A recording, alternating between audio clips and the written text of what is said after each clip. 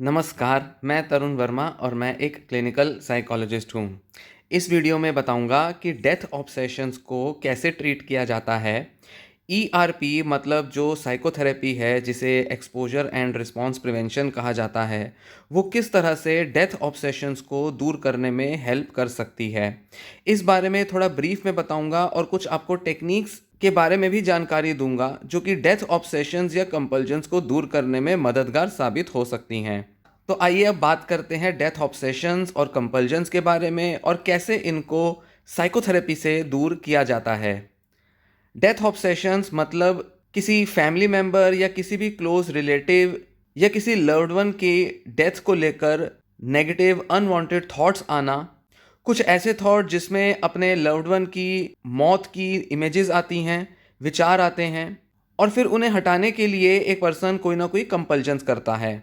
ये ऐसी ऑब्सेशंस होती हैं जिनमें मन में ऐसी इमेजेस या आइडियाज़ आते हैं जिसमें कि दूसरा व्यक्ति मरता हुआ दिखाई दे सकता है, उसकी डेड बॉडी दिखाई दे सकती है। इमेजिन हो जाता है कि उस व्यक्ति को कुछ हो जाएगा, कुछ बुरा होगा, वो शायद ज़िंदा नहीं रहेगा, या उसके बारे में कई तरह के आइडियाज़ आते हैं कि अगर ये मर गया तो क्या होगा, कैसा होगा, घर और ज़िंदगी कैसी हो जाएगी। कुछ इस तरह से अपने क्लोज्ड वन या लव्ड वन की डेथ को विजुलाइज करता है एक पेशेंट, उसके अनवांटेड इमेजेस को एक्सपीरियंस करता है, और इनसे बहुत ही ज़्यादा डिस्ट्रेस का एक्सपीरियंस होता है, क्योंकि ये ऐसे थॉट्स या इमेजेस होती हैं जो कि उस पर्सन को एक्सेप्टेबल नहीं होती। वो उसे रेजिस्ट करता है, वो नहीं चाहता कि इतनी भयानक, इतनी गंदी इमेजेस उसके मन में आए। वो नहीं चाहता कि इतना बुरा वो उस इंसान को लेकर सोचे।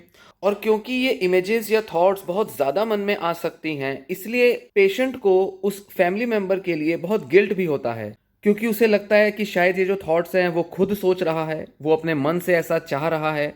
उसे लग सकता है कि मेरे मन में अगर ये विचार आ रहे हैं तो शायद मैं अपने उस फैमिली मेंबर की मौत की, मृत्यु की कामना करता हूँ, चाहता हूँ कि वो मरे।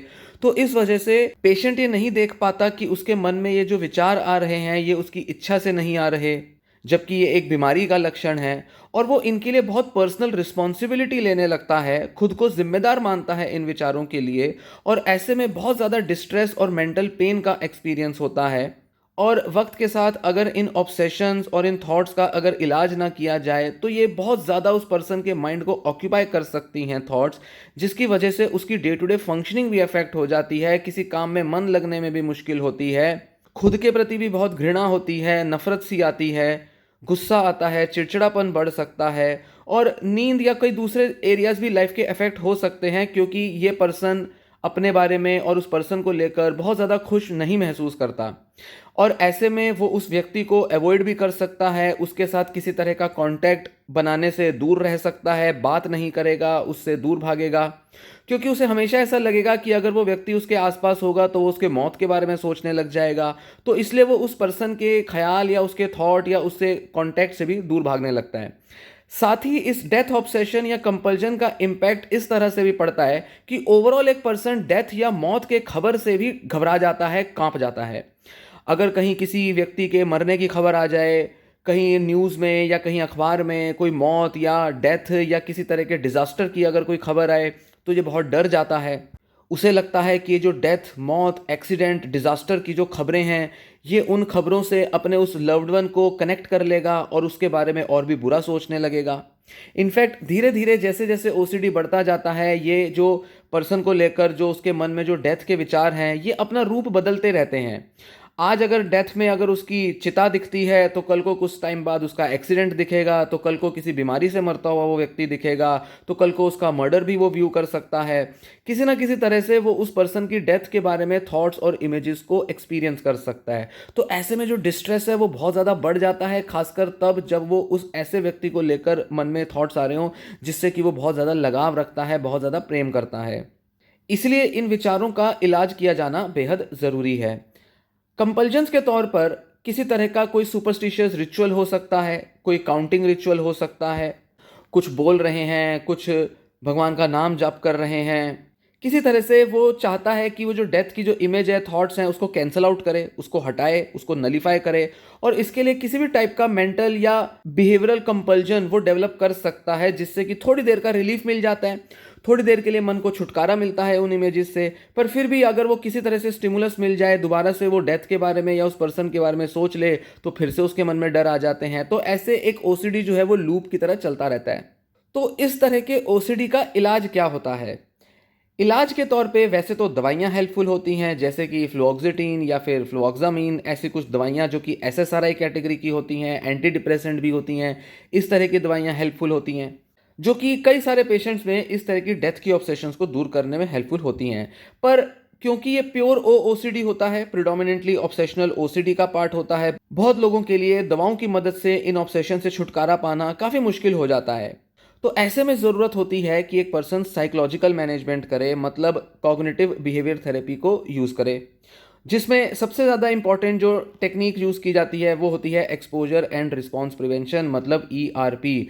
ईआरपी मतलब इसके दो कंपोनेंट्स होते हैं। एक होता है कि जिस चीज़ का फियर है उससे एक्सपोजर करना है, उसका सामना करना है। और कोई भी अगर कंपल्सिव एक्ट है, जैसे कि कोई रिचुअल हो सकता है, किसी भी तरीके का कोई काउंटिंग कंपल्जन हो सकता है, उस कंपल्जन को प्रिवेंट करना है, उसको करने से धीरे धीरे खुद को रोकना है या बंद करना है। इस तरीके से जब इन दोनों का कॉम्बिनेशन मिलाकर जब एक पर्सन इंप्लीमेंट करता है, तो धीरे धीरे धीरे इन डेथ ऑब्सेशंस और कंपल्जन से छुटकारा मिल सकता है।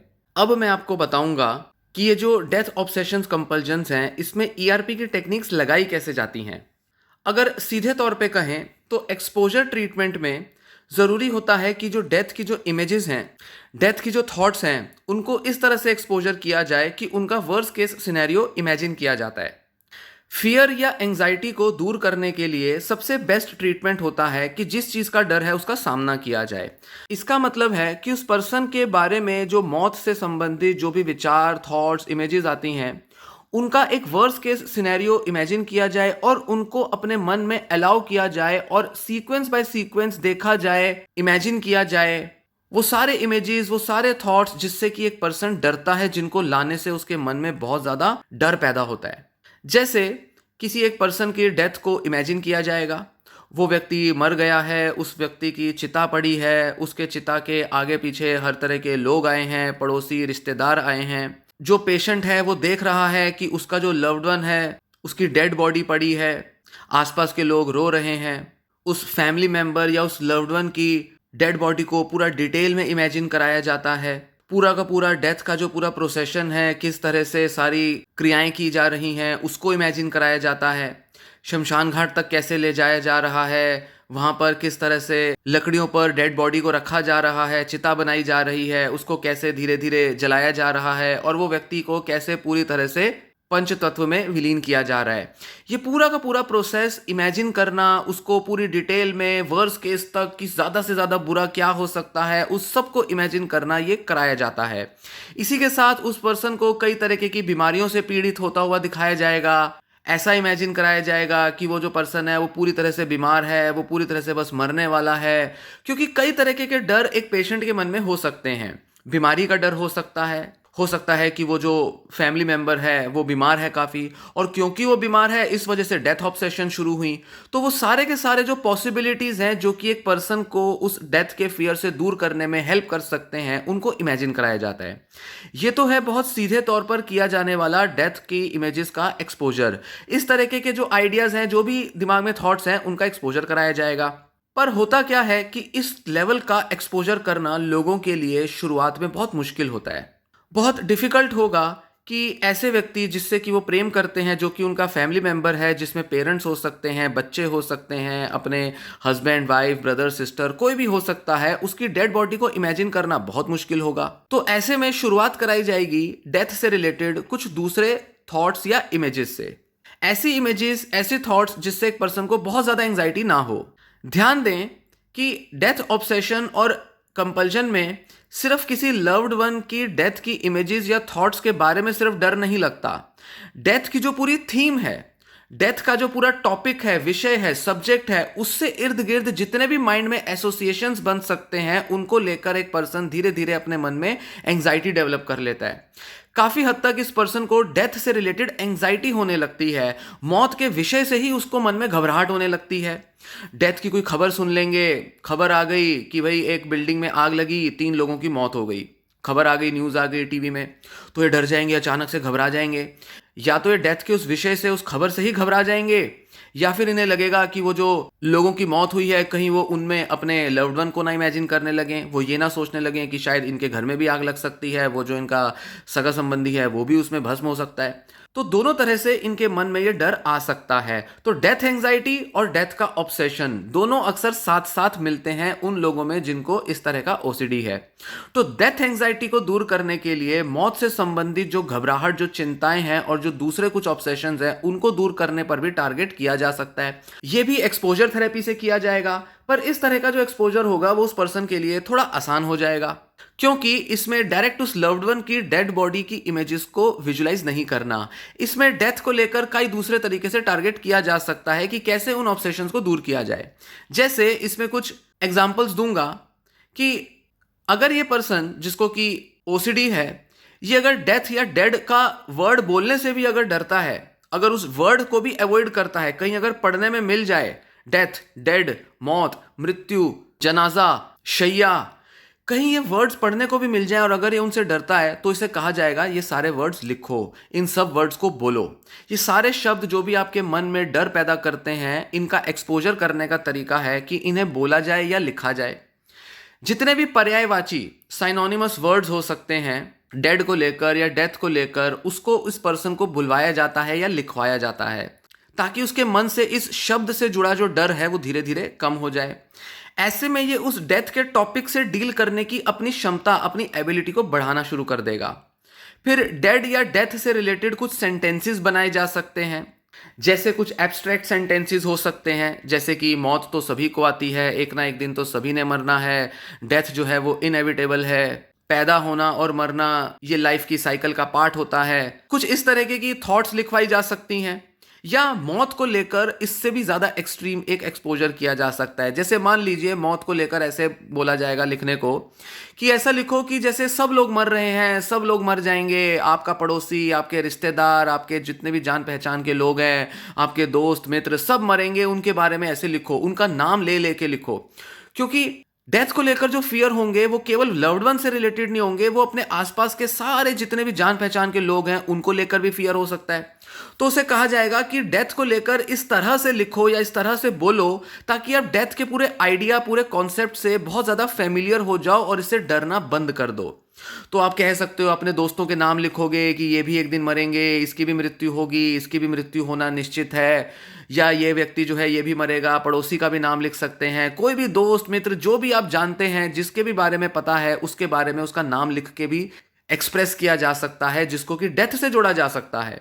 ये एक्सरसाइज करना थोड़ा फनी भी लगेगा और थोड़ा डरावना भी लगेगा, पर इस तरह के एक्सपोजर से मन में मौत का जो खौफ है वो धीरे धीरे कम होना शुरू होगा। इसी तरह के स्टेटमेंट्स को थोड़ा और फनी बनाया जा सकता है, जैसे कि इसको और थोड़ा अजीब बना देंगे, अमेरिका के सारे लोग मरेंगे, यूरोप के सारे लोग मरेंगे, मरना तो एक दिन सभी को है, लोग रोज मर रहे हैं, लोग बीमारियों से मर रहे हैं, लोग एक्सीडेंट से मर रहे हैं, लोग मरते जाएंगे, लोगों को कभी ना कभी तो मरना ही है, मरने से बचा नहीं जा सकता, मरने से कोई डरने का कोई मतलब नहीं है, मौत सभी को आनी है। इस तरह के विचार जिनसे कि एक व्यक्ति बहुत ज्यादा डर सकता है, उसका सामना करना पड़ेगा। क्योंकि ध्यान दें कि मौत का जो पूरा विषय है, मौत का जो पूरा टॉपिक है, उससे कहीं ना कहीं ये व्यक्ति दूर भागने की कोशिश कर रहा है। ये कोशिश कर रहा है कि किसी तरह से उसका मौत से सामना ना हो। मौत के लेकर जो विचार हैं, मौत को लेकर जो खबरें हैं, या मौत को लेकर कोई भी इमेज या जो आइडिया आ सकता है, उससे दूर भागने की कोशिश करेगा। अक्सर जब मैं इस तरह का एक्सपोजर करने को पेशेंट्स को कहता हूं तो वो इस तरह का एक्सपोजर करने से भी डरते हैं। इसका मतलब क्या है? इसका मतलब है कि एक बेसिक सी थॉट सोचने से भी इस पर्सन की एंजाइटी बढ़ सकती है। जबकि देखा जाए तो उस लव्ड वन के बारे में तो ये बात नहीं हो रही। हो सकता है कि फादर या मदर की डेथ को लेकर इसके मन में इमेज आते हो, पर दुनिया के लोगों के मरने की बात कहने से किस बात का डर? पर इसको डर क्यों लगेगा? क्योंकि इसके मन में एक गहरे में एक विचार हो सकता है, बिलीफ हो सकता है कि मौत के बारे में सोचना या विचार करना या कल्पना करना पाप होता है। ये कुछ टैबू थॉट्स होती हैं। टैबू थॉट्स मतलब जिनके बारे में सोचना भी पाप है, ऐसा हमारे कल्चर, हमारे सोसाइटी में कहा जाता है। सेक्स हो गया, रिलीजियस थॉट्स हो गए, या डेथ को रिलेटेड जो थॉट्स होते हैं उनमें बहुत सारा टैबू जुड़ा होता है, बहुत सारी उसमें पाप की भावना जुड़ी होती है। तो कहने को लगता है कि एक पर्सन के केवल डेथ को लेकर ये डर रहा है, पर नहीं, कहीं ना कहीं इसके मन में ये गिल्ट है कि ऐसा सोचना तो पाप है, ये मैंने कैसे सोच लिया, ऐसा सोचने से तो मुझे बहुत बुरे फल मिलेंगे, भगवान मुझसे नाराज हो जाएंगे, या मेरे मन में कोई गंदा इंसान बैठा है जो इस तरह से सोच रहा है, मैं बहुत ही घटिया और बहुत ही गंदा इंसान हूं, या लड़की हूं या लड़का हूं, आदमी हूं औरत हूं, जिस वजह से मेरे मन में विचार आ रहे हैं। तो अपने मन से वो बुरे इंसान की इमेज या जो थॉट है उसको हटाने के लिए जरूरी है कि मौत के बारे में इस तरह से सोचा जाए, विजुलाइज किया जाए, जिसमें हर तरह के पाप से जुड़ा विचार भी एक व्यक्ति सोच ले। तो किसी की भी मौत को कल्पना की जाए, किसी की भी मौत के बारे में बात किया जाए, इस चीज के लिए उस पर्सन को खुद को अलाउ करना बहुत जरूरी है। नहीं तो एक जगह से तो उसका ऑब्सेशन हट जाएगा, पर किसी ना किसी रूप में वापस आ जाएगा। पूरे एंटायरिटी में, टोटैलिटी में अपने को डेथ के फियर या ऑब्सेशन से दूर भगाने के लिए जरूरी है कि डेथ से रिलेटेड जितने भी पॉसिबल विचार या एक्सप्रेशंस हो सकती हैं उनको करने से एक व्यक्ति को डरना नहीं है, सारे डर दूर भगाने हैं। जो चीज कोई नॉन ओसीडी पर्सन आराम से कर सकता है, एक व्यक्ति जिसको एंजाइटी नहीं है, जिसके अंदर पाप की कोई विचार नहीं आते, जिसके अंदर डेथ के फियर, एंजाइटी, ऑब्सेशन कुछ नहीं है, उस पर्सन को अगर कहा जाए इस तरह से बोलने के लिए तो वो बड़ा कंफर्टेबल होकर बोल सकता है। अटपटा जरूर लगेगा उसे, ऐसा क्यों कहा जा रहा है, ऐसा क्यों कहना, पर उसको बोलने में कोई हिचकिचाहट नहीं होगी, किसी तरह की परेशानी नहीं होगी। क्यों? क्योंकि उसके मन में टैबू थॉट्स या टैबू बिलीफ्स नहीं है। पर ओसीडी पर्सन के अंदर सिर्फ एक व्यक्ति के लिए बुरे विचार नहीं आते, वो डेथ के पूरे विषय से अपने को बहुत ज्यादा डरा हुआ पा सकता है। इसीलिए जरूरी होगा कि पूरी एंटायरिटी में डेथ के बारे में एक्सपोजर किया जाए। फिर इसी के साथ गूगल इमेजेस पर जाकर डेड बॉडीज को या लोगों की लाशें जल रही हैं शमशान घाट में, इन इमेजेस को व्यू किया जा सकता है। ये मैं बहुत एक्टिवली कराता हूं और अक्सर ये मैं सबसे पहला स्टेप के तौर पर कराता हूं किसी के भी ईआरपी में, जिसमें मैं उनको यूट्यूब से या गूगल से कुछ इमेजेस या कुछ वीडियोस दिखाता हूं जिसमें एक व्यक्ति की लाश को जलाया जा रहा है। जैसे कि वाराणसी, काशी में बहुत सारे घाटों पर जो डेड बॉडीज जलाई जाती हैं उसकी इमेजेस गूगल पे आराम से मिलती हैं, शमशान घाट की इमेजेस मिलती हैं। कोविड के टाइम पर बहुत सारे लोगों की लाशें जलाई जाती थी, आज के टाइम में मैं उन लाशों की इमेजेस दिखाकर भी एक पर्सन का एक्सपोजर करता हूं। कई तरीके से एक्सपोजर किया जाए चिता के जलने से, या फिर कब्र का एक्सपोजर किया जाए। कई धर्मों में चिता को जलाया नहीं जाता, वहां दफनाया जाता है, तो दफनाता हुआ एक व्यक्ति को दिखाया जाए, कब्रें दिखाई जाएं, कब्रिस्तान की इमेज दिखाई जाए, शमशान घाट, कब्रिस्तान, किसी भी तरह से जो भी डेड बॉडी से रिलेटेड विजुअल्स हैं उनकी तरफ एक्सपोजर कराना जरूरी है। फिर इसी के साथ धीरे धीरे आगे बढ़ते हुए मैं उस पर्सन को कहूंगा कि किसी अननोन पर्सन, एक ऐसा व्यक्ति जिसको वो जानता नहीं है, उसको जलता हुआ या उसको दफनाता हुआ विजुलाइज करें। क्योंकि जैसा मैंने कहा कि ये जो एक्सपोजर है ये धीरे धीरे किया जाता है, ग्रेजुअल एक्सपोजर किया जाता है। तो ग्रेजुअल एक्सपोजर के अंदर हम बहुत माइल्ड चीज़ों से सीवियर चीज़ों की तरफ बढ़ेंगे। तो पहले हम डेथ के आइडिया से शुरू किए, डेथ के शब्दों पर फोकस किया, डेथ के सेंटेंसेस बनाए, आइडियाज को बड़े सारे न्यूट्रल लोगों तक जनरलाइज किया, बहुत सारे अलग अलग दुनिया भर के जान पहचान के या अनजाने लोगों के बारे में डेथ के जो विचार थे उनको सोचने के लिए कहा गया। अब हम धीरे धीरे आगे बढ़ेंगे कि और भी ज्यादा क्लैरिटी से, और भी ज्यादा क्लियर विजुअल्स के साथ डेड बॉडी को एक्सपीरियंस किया जाए, देखा जाए, और उसकी जो मरने की जो पूरी प्रक्रिया होती है, मरने से लेकर जलाने तक या दफनाने तक की जो पूरी प्रक्रिया, प्रोसेस है, उसको विजुलाइज किया जाए। शुरुआत करेंगे किसी भी एक अनजान इंसान से, बाद में उस फैमिली मेंबर तक हम लेकर आएंगे। तो पूरा डिटेल में विजुलाइज किया जाए, या तो मौत के बाद का सीन इमेजिन किया जाए या मौत से पहले का सीन भी इमेजिन किया जा सकता है। जैसे मान लीजिए एक पर्सन है जो कि हॉस्पिटल में पड़ा है, बहुत बुरी तरह बीमार है, आईसीयू में पड़ा है, तड़प रहा है। तड़पते हुए उस पर्सन को विजुलाइज कराया जाएगा। देखो कि वो पर्सन को सांसें नहीं आ रही, सारे डॉक्टर और नर्स जो हैं वो परेशान हैं, घर वाले परेशान हैं कि ये व्यक्ति अब मरने वाला है, ख़त्म होने वाला है, इसकी मौत अब बस आने ही वाली है, कुछ ही पलों में, कुछ ही मिनटों में ये व्यक्ति अब मर जाएगा। उसको पूरा तड़पता हुआ, दुखी होता हुआ इस तरह से विजुलाइज करना है। फिर विजुलाइज किया जाए कि हाँ अब वो व्यक्ति मर गया, जैसे कि हम फिल्मों में देखते हैं, हार्ट अटैक आया और एक व्यक्ति मर गया, उसी तरह से हार्ट अटैक की तरह विजुलाइज करके उस व्यक्ति को मरता हुआ एक्सपीरियंस किया जाए। फिर मरने के समय वो व्यक्ति कैसा दिखाई दे रहा है, कैसे उसकी सांसें चली गई, उसकी आंखें बंद हो गई, मुंह खुला रह गया, शरीर बिल्कुल कमज़ोर सा पड़ा है, बीमार शरीर है, सब डॉक्टर्स जो हैं वो आगे दुखी हैं कि वो उस व्यक्ति को नहीं बचा पाए, घर वाले बहुत ज़्यादा फूट फूट के रो रहे हैं, परेशान हो गए हैं। इस तरह के विजुअल्स को पूरा दिमाग में क्रिएट करना ज़रूरी होता है। आप ज़रा कल्पना करें कि ऐसी फिल्में बनती हैं जहाँ पर ये सारे सीन दिखाए जाते हैं। ऐसी फिल्में जिसमें कि किसी को मरता हुआ, एक्सीडेंट होता हुआ या किसी भी तरह से मौत की तरफ बढ़ता हुआ दिखाया जाता है। बिल्कुल वैसा ही सीन जो कि फिल्मों में दिखाया जाता है, जैसा कि अक्सर देखा है या अगर रियल लाइफ में भी किसी ने देखा है, तो इस तरह के सीन को विजुलाइज करना ज़रूरी होगा। तभी पूरा आप एंटायरिटी में मौत के उस अनुभव से अपना साक्षात्कार कर पाएंगे, अपने मन से डर को निकाल पाएंगे। ध्यान दें, यहाँ पर हम डेथ ऑब्सेशन को डील कर रहे हैं, जिसके लिए ये सब ज़रूरी होता है।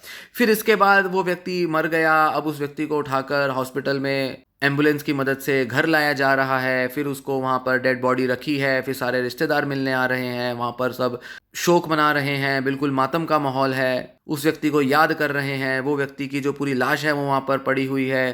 पूरा डिटेल में इमेजिन करके आपको लास्ट तक, जब तक इस व्यक्ति को जलाया जाता है या दफनाया जाता है, पूरा प्रोसेस आपको पूरे डिटेल में विजुअल्स के साथ इमेजिन करना है।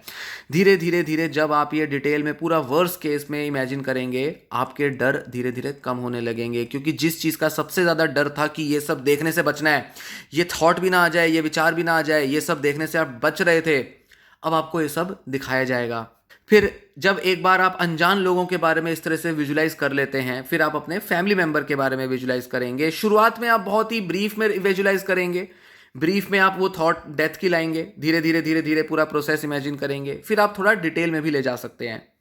इस पूरे विजुलाइजेशन प्रोसेस के अलावा एक और एक्सरसाइज है जो कि की जा सकती है, वो है कि किसी हॉस्पिटल या किसी शमशान घाट के पास से गुजरना, वहाँ जाना, वहाँ विजिट करना। ये थोड़े लेटर स्टेज पे किया जा सकता है, क्योंकि इसके अंदर आप रियल एक्सपोजर कर रहे हो शमशान घाट का या किसी हॉस्पिटल का। बहुत सारे लोग जिनको डेथ एंग्जाइटी होती है, वो हॉस्पिटल के आसपास से गुजरना भी पसंद नहीं करते, उनको उससे भी बहुत डर लगता है। तो हॉस्पिटल के पास से गुजरना, एम्बुलेंस का सायरन सुनना, एम्बुलेंस को देखना, इन सब का भी एक्सपोजर किया जा सकता है। चाहे इसको वीडियो के माध्यम से किया जाए शुरुआत में, पर धीरे धीरे धीरे इसको रियल एक्सपीरियंस के तौर पे किया जाए। ये भी एक्सपोजर का काफ़ी अच्छा हिस्सा होता है, इससे भी काफ़ी मदद मिलती है। ये तो रही सारी बिहेवियरल टेक्निक्स। इसके अलावा और भी बड़ी सारी टेक्निक्स होती हैं जो कि पर्सन टू पर्सन मॉडिफाई की जा सकती हैं। जिसका जैसा डर होगा, जिसका जैसा ऑब्सेशन होगा, उसको उस हिसाब से एक्सपोजर कराया जाएगा। इसी के साथ कुछ कॉग्निटिव वर्क भी किया जाता है, मतलब डेथ को लेकर एक पर्सन के कॉन्सेप्ट बदले जाते हैं, डेथ के बारे में चर्चा की जाती है। उस व्यक्ति को कहा जाएगा कि डेथ के बारे में पढ़ो, डेथ के बारे में किसी धार्मिक व्यक्ति के प्रवचन पढ़ो, मृत्यु के बारे में कुछ ऐसे डिस्कशंस करो, लिखो मृत्यु के बारे में थोड़ा फिलॉसफी, कुछ ऐसे आइडियाज़, कुछ ऐसा, कुछ ऐसे, कुछ निबंध सा लिखो। ये सब भी चीज़ें हेल्प करती हैं, क्योंकि यहाँ पर मौत की पूरी थीम जो है उससे अपना साक्षात्कार कराना है, एक्सपोजर कराना है। तो मृत्यु के फिलॉसफिकल आइडियाज़, कॉन्सेप्चुअल जो भी व्यू पॉइंट्स हैं, उनके बारे में डिस्कस करना, लिखना, या उसके विजुअल्स का एक्सपीरियंस करना, या उसके शब्दों, उसके वाक्य, उसके जो सेंटेंस हैं उससे अपना एक्सपोजर करना, ये सब डेथ के थॉट्स के एक्सपोजर का पार्ट होता है। अभी हाल ही में एक फिल्म आई थी अमिताभ बच्चन और नीना गुप्ता की, गुड बाय। वो पूरी की पूरी फिल्म जो है वो मौत के जो लास्ट के जो राइट्स और रिचुअल्स होते हैं, जो भी क्रियाएं होती हैं जो कि मौत के बाद की जाती हैं, उसके बारे में ये पूरी फिल्म है। पहले जब तक ये फिल्म नहीं आई थी तब तक तो मैं थोड़ा गूगल इमेजेस या कुछ और विजुअल्स की मदद से ही एक्सपोजर करता था, पर जब से ये फिल्म आई है तब से मैं लोगों को अक्सर रिकमेंड करता हूँ कि जब आप थोड़ा सा एक्सपोजर करने की आदत बना लें, थोड़े से स्किल्ड हो जाएं अपनी ट्रीटमेंट करने में, तो आप ये फिल्म ज़रूर देखें। क्योंकि ये फिल्म पूरी जो है वो मौत के बारे में है। किसी व्यक्ति के मरने के बाद जितने भी कर्म कांड किए जाते हैं वो सब इसमें दर्शाए गए हैं। मौत के इर्द गिर्द जो फैमिली मेंबर्स की जो भावनाएं होती हैं, सोच होती हैं, उसको भी दिखाया गया है। तो ये फिल्म काफ़ी एप्रोप्रिएट है उन लोगों के लिए जिन्हें डेथ ऑब्सेशंस हैं। तो कुछ इस तरह से डेथ ऑब्सेशंस और कंपल्जन्स की सीबीटी की जाती है। सुनने में कई लोगों को बड़ा स्केरी लगेगा, बड़ा मुश्किल लगेगा ये तो बड़ा भयानक है, ये कैसे कर सकते हैं, ये तो हमसे नहीं होगा। इसी से तो हम दूर भागते हैं और यही करने को कहा जा रहा है। पर ध्यान दें, जिस चीज़ का डर होगा जब तक उसका सामना नहीं किया जाएगा तब तक ये फियर्स दिमाग से नहीं जाएंगे। और ओसीडी एक एंजाइटी डिसऑर्डर है, मतलब इसके बेस में कहीं ना कहीं डर और एंजाइटी मिलती है। इसलिए एक्सपोजर एंड रिस्पॉन्स प्रिवेंशन से बेस्ट इलाज ओसीडी का और कोई दूसरा नहीं है। आप डायरेक्ट फेस टू फेस अपने ऑब्सेशंस, अपने फियर्स का सामना करते हैं। और ये जितने भी मैंने आपको एग्जांपल्स दिए, जो भी विचार हैं जो करने हैं, सुनने में बड़ा खराब लगेगा, पर जब एक बार धीरे धीरे ग्रेजुअल एक्सपोजर के साथ आप इसे करते जाएंगे तो आपका डर कम होता जाएगा और धीरे धीरे आप पाएंगे कि आप डेथ ऑब्सेशन से मुक्ति पा चुके हैं। ध्यान रहे कि इस टाइप का जो ईआरपी है ये उन लोगों के लिए ज़्यादा अच्छा काम करेगा जिन्हें डिप्रेशन नहीं है। अगर किसी को डिप्रेशन है, बहुत ज़्यादा डिप्रेस फीलिंग्स आती हैं, तो इस तरह का एक्सपोजर जो मैंने अभी डिटेल में बताया वो काम नहीं करेगा।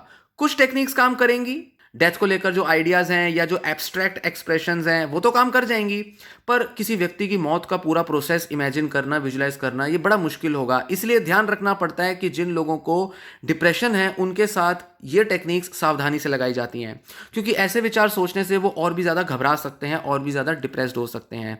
इसलिए एक क्लिनिकल साइकोलॉजिस्ट की गाइडेंस में ही इस तरह की टेक्निक्स लगाई जाएं। वीडियो बनाने का मतलब ये नहीं होता कि आप खुद करना शुरू कर दें और पूरी तरह से ओसीडी से मुक्ति पा लेंगे। ये सिर्फ एक आइडिया है, एक तरह का आपको ग्लिम्स दिया, एक झलक दी कि किस तरह से डेथ रिलेटेड ओसीडी का एक्सपोजर रिस्पॉन्स प्रिवेंशन किया जाता है। इन सभी टेक्निक्स को सही तरह से इंप्लीमेंट करने के लिए एक क्लिनिकल साइकोलॉजिस्ट की गाइडेंस चाहिए होगी। इस तरह की और वीडियोस आगे बनाता रहूँगा, ओसीडी के और टेक्निक्स सजेस्ट करता रहूँगा। अलग अलग ओसीडीज़ में क्या टेक्निक्स लगाई जाती हैं, कैसे साइकोथेरेपी की जाती है, इस बारे में जानकारी देता रहूँगा। तो चैनल के साथ बने रहें। ये वीडियो यहीं समाप्त होती है। धन्यवाद।